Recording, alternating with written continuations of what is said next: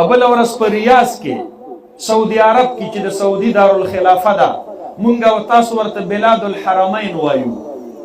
هلته یو فیسټیول شوی دی موسم الریاض په نوم باندې او اوس هم لا شروع دی. ای زما رونو په بلاد الحرمین کې چې ټولې دنیا ته د حیا درس ورکو بې پرتوګه او بې کمیسه خالص په نیکرو په چډو کې زنانا په سټیج ګډېدې او د دې نه لویه د افسوس خبره ده چې شاته ورته د کعبې شریفې او د بیت الله ماډل جوړ کړ. الله اکبر. ته چې هر څه کې کوه زما بیت الله د هغې ماډل مه جوړوه، د کعبې ماډل مه جوړوه. زړه مو پرې نړېږي.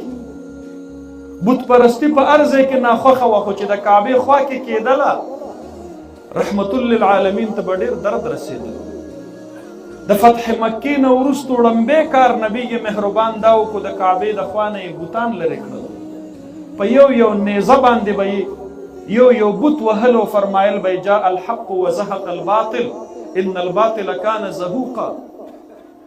بله ورځ مې د دې نه مخکې مې یو ویډیو کتله، شاید تاسو به ډېرو ملګرو کتلي، اوس هم په نیټ باندې موجود ده، چې دا الیوم الوطني د سعودي عرب وه، دا اوس دا 13 او په هغې الیوم الوطني باندې په مدینه طیبه کې په یوه کوڅه کې یوه زنانه یوه ښځه دا د موټر نه په شیشه کې بهر راوځي، کمیس یې نشته، کپړې یې نشته او دا لاسونه وخي ډانس کوي.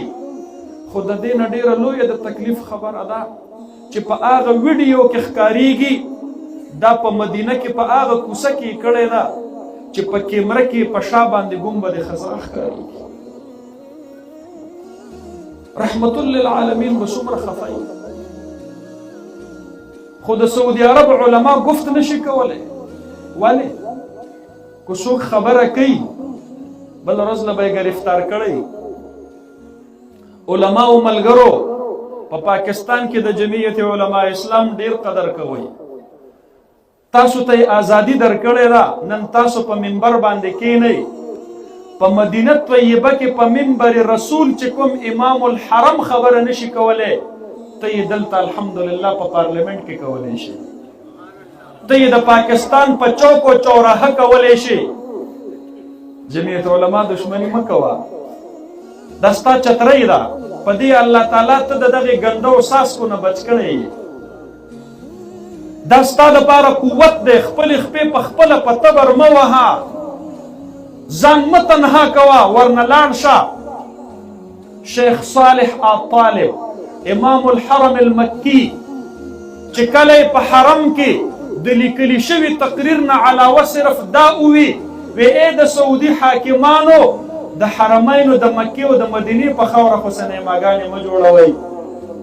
او په هغه وخت باندې گرفتار شو، تر نن وخته پورې د مړو د ژوندي پته نشته دی. دعا کوئ چې زمونږ او ستاسو په ملک کې د علماو په لاس کې قوت دی. الحمدلله چې مونږ په سترګې را برندې کړو، بیا زمونږ نه لوی لوی شاهان او لوی لوی بادشاهان معافي غواړي، ورنه نه م دي لیدلي. هغه مخکې ورځو کې د حضرت مولانا صاحب د کور نه پیرخانه نه وه جوړه شوې، سار به یو راتلو، غرمه به بل راتلو، ماښام به بل راتلو، په نیمه شپه به بل راتلو. دا د مولانا د علمیت قدر نه و، دا زما په اسمبلی کې د هغې 8 ممبرانو قدر و، د کومو 8 ممبرانو ووټ ته چې دوی په 26وي آییني ترمیم کې محتاجه شوي وو. کو دا زما سره نه وی په مخې راله هم توقاعدو کړی. دې وجې نه علماو ملګرو خپل ځان مضبوط کړئ، مستحکم کړئ. پاکستان زمونږ ملک دی الحمدلله، پاکستان مونږ آزاد کړی دی الحمدلله. مونږ په پاکستان کې د دوهري شهریت یا د یو داسې 2 نمبر شهریت ژوند نه تیرو. مونږ په پاکستان کې چې هر چاته چې دلته اکټر ته او کرکټر ته او شیمیل ته او فیمیل ته او هر چاته پکې دا حکومت حق حاصل دی. یو عالم دین او یو شیخ الحدیث ته پکې د حکومت حق څنګه نه وي حاصل؟ د حق حکمرانی مونږ ته حاصل دی.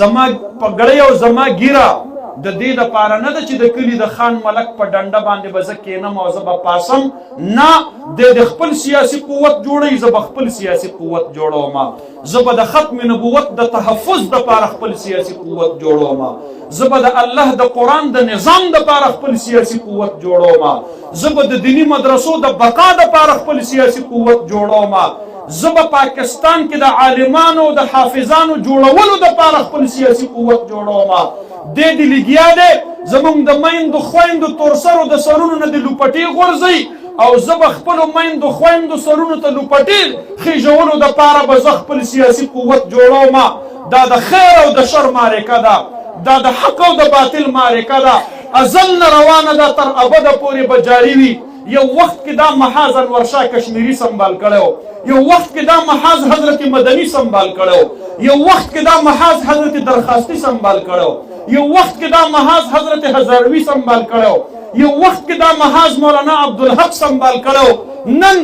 ما غوندې ناچیز ته الله د اکابرو امانت پاتې کو انشاء الله العزیز د خپل ځان نه راباندې هم ګران دی دغه فکر او دغه میشن او حق به ادا کوو انشاء الله العزیز